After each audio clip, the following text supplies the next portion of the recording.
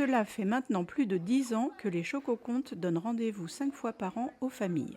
L'idée, c'est de faire intervenir des conteurs de différentes régions, de différents pays également, et de faire participer les familles. Voilà, c'est un spectacle familial en général, on va dire entre 5 ans et 99 ans. Un gâteau comme ça ou un gâteau comme ça? On accueille les familles, on accueille les groupes avec des chocolats, des gâteaux au chocolat, des boissons au chocolat. L'idée, c'est vraiment de partager un conte et un chocolat. Qu'est-ce qui se passe, Nasreddine? Le Chococonte, oui, c'est sociabilité avec les copains, les enfants de son âge, quoi. En plus, elle est finique, alors vraiment. Alors, l'interpellation avec conte Nasreddine, elle est d'une culture aussi arabo-musulmane, et c'est vrai que c'est l'occasion d'entrer aussi là-dedans par le biais d'un conte. Je trouve ça magnifique. Parfois, il peut y avoir un lien entre les spectacles. Cette année, on a travaillé autour de Nasreddine avec le PRE et on avait décidé de faire intervenir un spectacle autour de Nasreddine pour continuer, pour avoir un lien et une continuité autour de ce projet. Les gens vont à droite, à gauche, au nord, au sud. On transmet selon la tradition de la transmission orale, mais on apporte en plus cet aller-retour entre récit et illustration par le biais de la marionnette. C'est une autre façon de faire découvrir la littérature à travers les contes et en lien avec les livres que nous avons à la bibliothèque.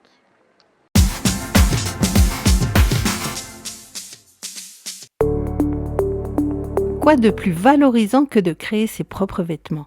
Les ateliers couture proposés notamment à l'espace Sadapsi permettent de concrétiser ce type de projet. L'atelier de couture consiste à aider les élèves à réaliser leurs vêtements et s'ils ont des problèmes au niveau des retouches, ça aussi je les aide. Le plus important c'est aider des élèves à aimer cette activité.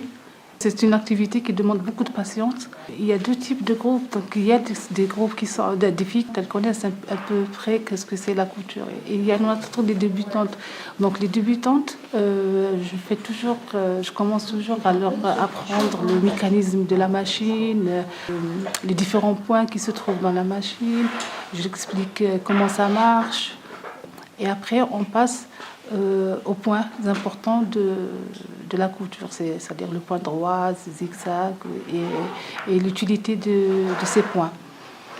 Et après, on passe, par exemple, on commence à faire des petites pièces d'études, des petites poches, ou réaliser le montage de la fermeture éclair. Je les aide à faire leur modèle, c'est-à-dire si elles voient un modèle dans un catalogue ou dans une vitrine, elle décrit le modèle et après je les aide à faire le patron et le montage, surtout le montage et le patron.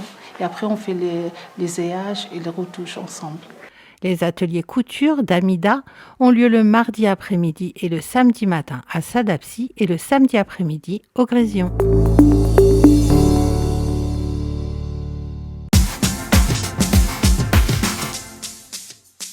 Le printemps arrive et les séjours à Ménil avec. Pour les prochaines vacances et celles de l'été prochain, les colonies des tout-petits reviennent. Si votre enfant est dans l'année de ses 4 ans et qu'il a envie de courir, faire du poney, jouer avec les autres en forêt et vivre des moments de vie loin de la ville, c'est possible. Ça s'appelle les séjours à Ménil.